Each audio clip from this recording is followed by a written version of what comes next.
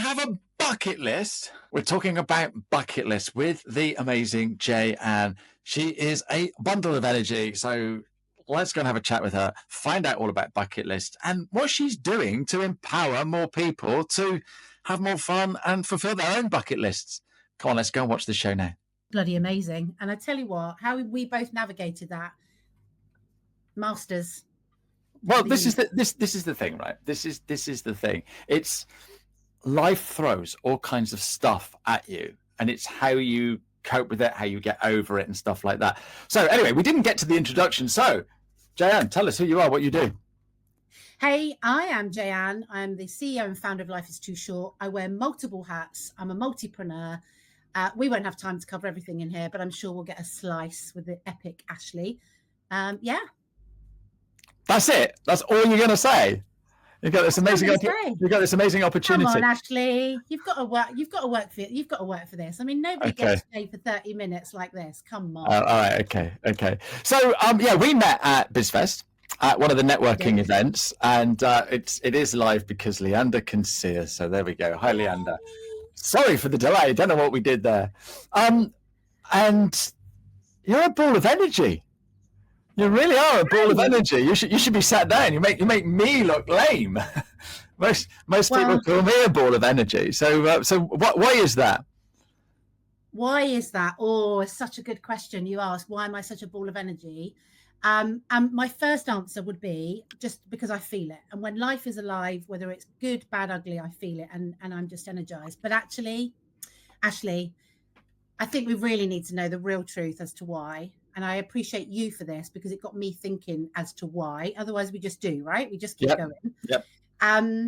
Once upon a time, a very long time ago, there was a girl that was 17. She had a baby. They laid the baby on her lap and basically said, you need to name her because she might not make the night. That is why Jay has so much energy and zest for life, because that was hard. And at 17, to have a baby, to recognize how short life is and how short her life could have been. She's now 27 and she is rocking life.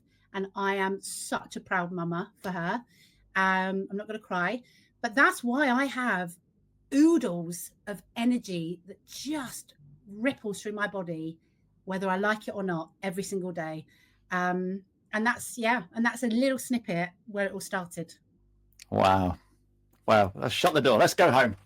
I'm going to give you a big hug now, honey. Well, wow, I didn't know that about you. And yes, it's when life throws that at you and you just get on with it like it did at the beginning of this show. So it's perfect, isn't it? Isn't that perfect? Yeah. And wow. So, we haven't got time to delve into that, but you're going to have to come back because I want to know all about that now, or maybe we need to have a coffee. That's where it started. Yeah, that's where it started. And I think if I think back without going into it, because it does need more, but to go into that and at such a young age when we're growing and developing, and to come to a situation where I literally thought, I'm going to die before she does, because that's just the law of parents and children. That's the way it should happen. And I appreciate it doesn't always happen that way. However, at 17, I thought, right, pull your big girl pants on, girl. We're in for a ride. You've got to keep her alive. You've got to keep her safe. And you've got to show her that what's come before is not the way life should be. And so I can't not have this energy, Ashley, for me, for my babies, and for those people around me. Yeah, brilliant. And it's people like you that inspire other people to go and just go for it. Which is incredible. And then so hang on a second. Leander's saying I thought it was just me. She certainly is a ball of energy, passion, love, and care for what she is doing, and we're going to get into that. Hi, Billy. So then you saw me do a little talk at another event, and then we did BizFest together, and you were dressed up. You were dressed up. I think I might have a photo here. Oh, really? Yes. Of what you? Well, it's only the promotional shot, but there you are in a jumpsuit, bouncing around BizFest, interviewing everybody. Yeah. What were you asking people for?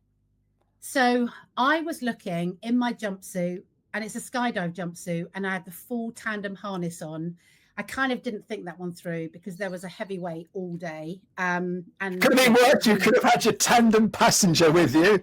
That would have been rather a heavy weight. Now that would have been heavy. That would have been heavy. So I was running around in a bit of a challenge Annika kind of situation, and I had a little frog on a microphone because you need to eat the frog. We all need to eat the frog. You know, Brian Tracy, eat the frog, get it done. And I was asking them, we all know that life is too short, and I believe life is too short, and most people around me think life is too short. What is number one on your bucket list? Okay. And so is that the postman? That is the postman, and my dog is going crazy. We can ignore that, and the postman will do his thing. It's okay. Okay, that's fine. That's fine. Are you sure? Life's too short to worry about a postman and a dog, isn't it? What did you do? I just gave him a little, you know, he's all right. He wants to feel safe because he's like, Mum, there's someone at the door. Make me feel safe. Okay. And you did that. You did that. So, and we all want to feel safe, don't we? Yeah, we do. We do need to feel safe. And you know, talking to people about their bucket list actually created this space between us both for them to think bigger than the room, bigger than where they are, and think of the future, think of their desires, and not because they're a husband or a wife or a son or a partner or any of those things. But I looked at them like, what's on your bucket list? What do you really want? Or what are you looking forward to doing?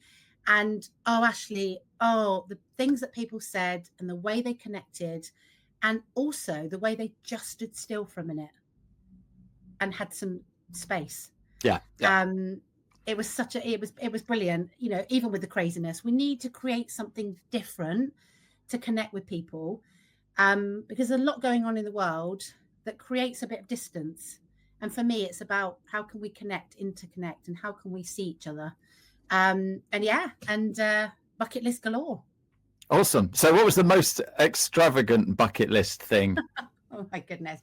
So the most extravagant was Samantha. And she basically took me on a journey. By the end of it, I was where she was. She was having an island in the Greek islands. She had herbs on this island that she was turning into a new gin, you know, a new gin flavor. She had a dog. She had an Airbnb. She described the whole thing of owning this island. There's a great story. Richard Branson bought an island. If you like Richard Branson, Necker Island, yeah. And how he bought it and what he bought it for. What a story. And so, yeah, I mean, I truly believe that there will be a time where Sam will be on her island with her gin and her dogs, and I'll go and stay in her Airbnb. Fantastic. Drink gin and walk the dogs all day long. Perfect. Yeah. Why not? Perfect. Why not? Perfect. And then you bumped into people like me that don't have a bucket list, so I do apologize. No, and you know, as we spoke, I think it was beautiful because there was a couple of people, only 2 people, that said, I am where I am. I love what I do and how I do what I do. I'm at peace. I have space. I have happiness. I have fulfillment. Actually, there are people that will pay millions for that. And that essence is just incredible. And it doesn't need anything more than that. That's good to know. That's good to know. So life is too short, and so you set up a business called Life is Too Short. So what does that business do? What does that business do? Well, that business creates opportunities for people to protect themselves, protect others, create legacies, work around their children, all while that's amazing. But actually what we do, what does it say on the tin? We are will writers, trust writers, and LPAs. Like, we look after and protect you and your family, your business, your children, your assets, all of those things. But we also help women create a business within our business. And so my ripple effect, you know, when Jay is gone, and there will come a time when you will see a massive firework in the sky, and that is Jay, like, just dissipating over the world, and you're not going to get rid of her. And I want that time not to just pass. I want that time to be something where people in the future, in years to come, go, do you know what? She made a difference, and I'm still feeling that. I'm still speaking it. I'm still being it. Because one of the pieces of work we do in our planning is a trust that lasts for 125 years. Now, I won't be around to feel and see and hear the benefits of the protection of all of that, all of the generations within that. But my goodness, people will feel the ripple and feel the energy and feel the goodness that I spread through what I do. And that's the key thing for me. No, that is absolutely perfect. Yeah, will writing. No one likes writing a will because it's like sort of like saying I'm going to die, isn't it? Is that the reason people don't write wills? Well, people don't write wills because they don't know what they're for, why you need them, and what they actually do. I would say 9 times out of 10 of clients really have no idea what they're for and have these assumptions that they are for rich people, people with children, people with property, people with, millions of pounds. And so unfortunately, the assumptions get in the way of the curiosity. Mm-hmm. And we pride ourselves on a phone call, a webinar, or an initial call. There's no cost. We want you to know what you don't know, because when you know what you need to know, you have choice. Yeah, that's a good point. Yeah, absolutely. And before that, there's no understanding, there's no choice. So are you a solicitor then? Am I a solicitor? I love that. So many people, so many clients say, well, Jay, are you a solicitor? Have you been through law and have you done all these qualifications and which again becomes passed down from generations or myths. And the reality is when a solicitor does their training, predominantly, not always, but predominantly they focus on a niche and expertise within their training. It could be family law, it could be conveyancing, it could be property, it could be there's multitude. Yeah. And actually the wills and estate planning side is almost like a bolt-on of an awareness. Okay. And so they do know what they're doing and they do know how to do it, but it's not their main strength. Predominantly, not always.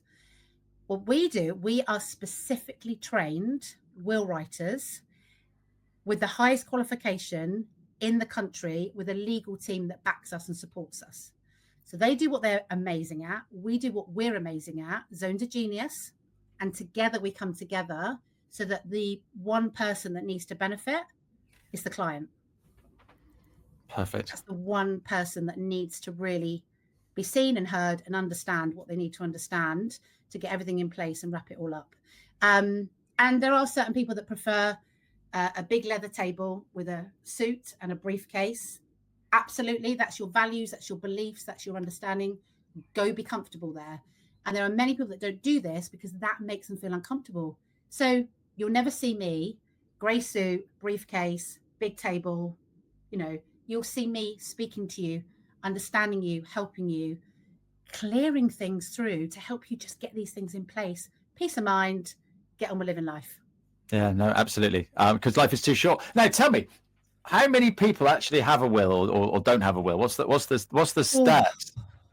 So it's a real challenging thing because there are people that will write their own will on a piece of paper, hoping that somebody finds it once upon a time. Never. Okay. And how statistically do we capture that?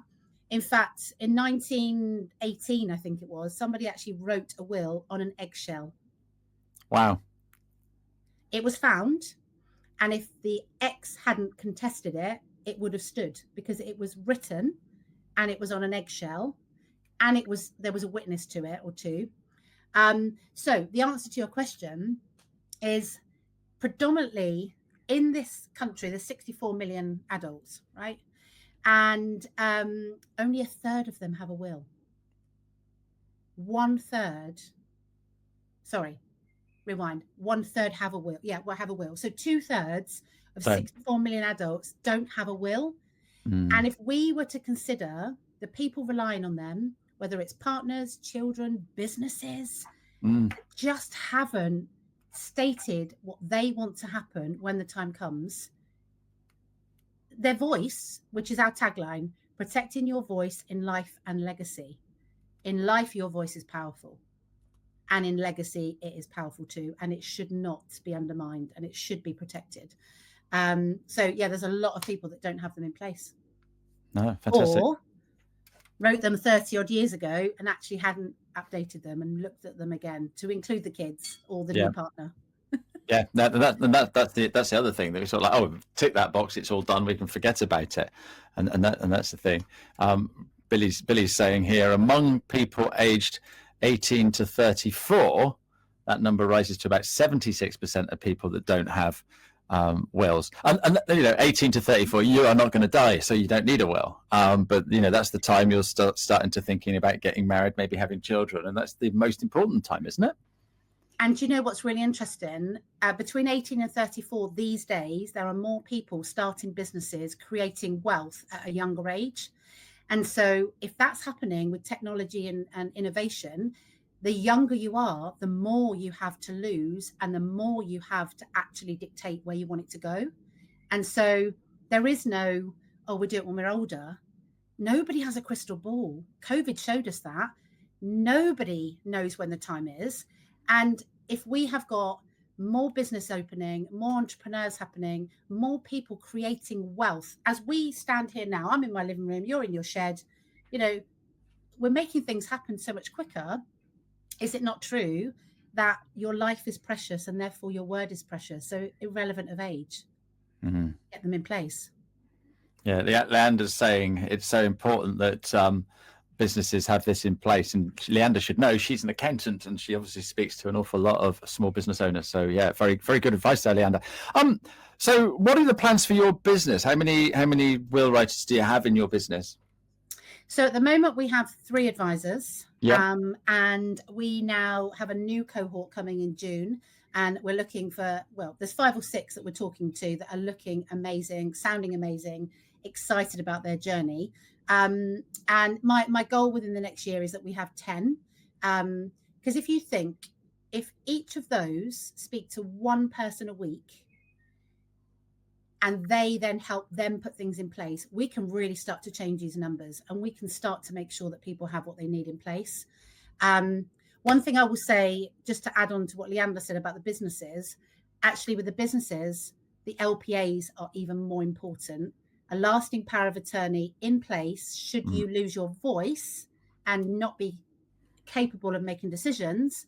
Let's not get into freezing bank accounts, freezing business decisions, because that obviously ripples out to business partners, directors, employees, staff. I could go on. Lasting powers of attorney, so important to have in place as a business owner and a parent and a being. Yeah. So your advisors, they are actually self-employed and running their own business. Is that right? That's how that works? Yeah. Okay. Yeah. So the key thing is it is like a business in a box, and it's a business within a business, and the empowerment of it being your business, great. But actually, that's really lonely, Ashley. I think we've had conversations before about being a business owner. It can be so lonely. And so I want them to feel in charge and empowered by it being their business, but they're part of something so much bigger that is such a beautiful community.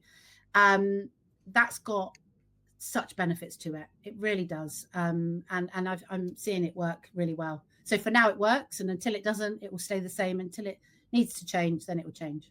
So if I'm sat here watching this, I'm thinking, oh my goodness, I hate my job, I hate my boss, life's too short. I could come and be a will, what do you call them? Will writers. A legacy. We actually call them legacy advisors. Okay. Will writer to the legacy advisor. And the other thing, Ashley, it does is it gives you a really lovely transition from the 9 to 5 into running your own business before maybe you go on to run your own business, because you might have a passion, you might have training you want to do with that, you might want to really do something. Why not come and join us? We'll show you what it's like to run a business with a nice comfy hug. And then in time, if you choose to, go on. In fact, I want to grow you, mentor you, train you, guide you, and coach you so that you're empowered with confidence and courage and sales, all of these tools that will never leave you. And on you go. Why not be part of that journey for everybody? Yeah, it makes an awful lot of sense, because setting up in business is the scariest thing in the world, or one of the scariest things in the world. And, is it going to work? So I guess you're going to make sure that it does work, because you're going to, you've got a vested interest as well, haven't you? And I think what we've done, which is really powerful, we have some really key people, zones of genius. So if you've never been in self-employed before, we have a whiz Leander is our finance director, and she will scoop you up, she will support you, and she will show you how to simplify becoming self-employed.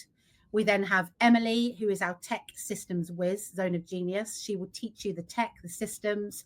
And then we have Billy, and Billy's our creative director, and she will show you how to brand and be creative and get your image and your words across. So, I mean, there's not much we've left other than come and join us and enjoy working around your family and working wherever you want to work with your laptop. Yeah. Now, how do we join you? What have we got to do? What's the first step? First step is Google, or you'll have the link below, Life is Too Short, or drop me a message on LinkedIn and we'll have a conversation. It all starts with that first conversation. And we'll see where we go from there. You don't know until you have that conversation. Yeah, absolutely. Well, if you're listening on the podcast, just scroll down and those links are all there for you. So you talked about wills, you talked about LPAs, and I'm glad you said lasting power of attorney, because I was just trying to think what an LPA is. What's the misconception? Because surely it's only really old people that need LPAs. Oh, lovely that you said that. So yeah, so many people say, oh, it's for people that get Alzheimer's and dementia. We'll get round to it. Again, if we are doing so much in our lives, like I'm a bit crazy, okay? And I'm not the only one. I do bungee jumps, I do skydives, I go running, I cycle, I go out with my kids. I do crazy stuff. All it would take is for me to bump my head, and for a period of time while my brain and my body heals, that I'm then put in a coma for my own safety. Whilst I'm in that state, I am vulnerable. I have no capacity. I do not have the ability to speak my voice. At the moment, at the age of 45, there are more people relying on me, more businesses and more people around me, children, etc., that need me to have an LPA in place now. Not like, yes, when I'm older, but ultimately you've got more responsibility the younger you are. Yeah. And all it would take is a car crash, a bump on the head. Goodness me, I don't know how many times I've fallen down a curb in my life. But things that can happen that render you for a short period of time or long incapacitated. Imagine the devastation that would happen. And let's not harp on about that, because life happens. Life is too short. Get it in place with a smile. Wrap it up, peace of mind, and then just get on with doing those crazy. I'm not going to stop jumping out of planes and doing crazy things, but I've got the peace of mind that I've got those things in place. And so if you're 18 or over, an LPA and a will is extremely important. And let's be fair, it's your responsibility, because you don't write these things for you. You put these things in place for other people, because they're the ones that clean up the mess, or they're the ones that then have to keep going. So it's a really good gift for somebody else, actually, if you do your own planning. Yeah. So how long would it take me to sit down with you and go through all of this and end up with a will and an LPA? So we have an initial phone call, get to know each other, make sure it ticks the boxes, and I can help you with some early questions. We then move on to an online call, which takes about an hour. I get to know you, I get to know your uniqueness, and no, they are not all the same, just as you're not the same as anyone else. You are unique. And anyone that thinks they're not unique, call me anyway, we'll have a chat. You're all unique. I get to know you. Second call, I then relay back your concerns, your worries, your vulnerabilities, wrap it with a solution, and then we move on to the finer detail. So within a period of 4 to 6 weeks, subject to both of us and life and things happening. And I say that because people go on holiday, and people need to get information together, but that's how it works. But we also have advisors that meet people in person. And I was in Exeter on Monday, and this lovely couple brought me out dates and Brazil nuts and walnuts and freshly made coffee. Oh my God, they were lovely. So in person or online, you'll get a warm feeling. You'll understand, it will make sense, and then you'll be held, kind of handheld through the next stages to get it done. No, perfect. We haven't got long enough. But I really want to know what drives you, because you're just so passionate, Jay. Well, I think the key thing really goes back to that first thing I told you about. When you have an early awareness of life being so precious, and then you start to work out, really, we're here for such a short period of time. and let's squeeze it. Like, let's squeeze the lemon, plant the pip, grow another lemon, and squeeze it again. I love that. I love that. So come on then. What's next? What's next? What's next? Oh my goodness, what's next? Well, we have actually got something extremely exciting coming at the end of this year. Something that's turned a new page today, actually. And unfortunately, I can't tell you what it is, but it is massive. It is very exciting. And trust me, everybody will know about it when it happens. But yeah, some really exciting things. And that's just in Life is Too Short. That's not even on the other things that I'm doing in my coaching and, you know, tech platforms and all those things as well. So yeah. Okay, perfect. All right. So lastly, then, I'm watching this. I'm in a role that I really, really hate. What do I do now? Go and explain it to me. The first thing you're going to do is have a check-in with yourself and recognize that you've heard everything here and it links, it ticks boxes. Okay. If what I'm saying rubs you up the wrong way, please go and look out and find something else to do and make a change. But if something resonates and if this sounds intriguing and it's given you a tingle, just keep it simple. Just message me or go to lifeistooshort.co.uk. All the information is on there, and take that first step.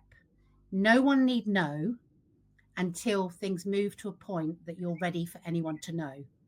And that means you stay safe on your journey within your employment or within your position or wherever you are. Maybe you're at home with the kids watching. Just take that first step. And when you're ready, then we'll tell the world, but not until then. That's really nice. Yeah, I can just imagine you hugging people and helping them along the way. How long would it take then? So if I get out of my boring job to then start writing wills and helping people and I guess making a bit of money? So I would say 3 months, to be fair. It depends when the cohort is. We've got a training cohort in June, as I said. There won't be another one probably till September. And the mentoring and the support that my team and I give you, I would say about 3 months before you're then... It could happen sooner. And for some of the people I'm already speaking to, it will definitely happen sooner. But I think that's fair to say. And, you know, it's a really good way to create income or speaking to people you like. Yeah. Because there's no postcode, there's no location restrictions. You get to speak to the people that you love being around. One of our advisors has set up a coffee in a local village hall every Monday. People come and chat, they network, they co-work. She'll discuss with them about, you know, wills and help them understand. That's what ticks her boxes. How lovely is that? Brilliant. Me, on the other hand, I'm everywhere, networking, podcasting with awesome, epic Ashley Leeds people. We're all different. And we lean into that uniqueness of who you are and who you work with. And that's really important. You've got to like who you're working with. Absolutely. Awesome. Jay, it's been lovely to have you on today. Sorry about the rocky start, but we got over that. Before I say goodbye, next week I have got Tracy. She's coming in on Tuesday and literally hot off the press, and I haven't had a chance to do anything yet. So Tracy's going to come in and talk about money metrics. She is going to grill me about the numbers that I should be knowing. Fortunately for me, 97% of business owners do not know this, so I'm in good company. It's not as if it's only 3% don't know, so that's good. So she's going to come and grill me so you can learn a little bit about what numbers you should be monitoring. But also, on Monday, I've got Nat coming in to tell me all about what makes her what does she do? A burnout coach. I'm going to be finding out all about that on Monday as well. Nice. So three shows in as many days almost. But yeah, Jay, lovely to have you on. Thank you so much. And yeah, I'm sure I'll see you soon. There's another BizFest event, isn't there? Are you going to that one? Yeah. Yes. The answer is yes. What's the question? Always. Awesome. So I will see you there. Thanks ever so much indeed. And how can people get hold of you? Life is Too Short. Google it. You'll find me. Or there's not many people called Jay-Anne. Jay-Anne, Google me. You'll find me. Awesome. Thanks ever so much indeed. Cheerio. And thank you to everybody for tuning in. Goodbye.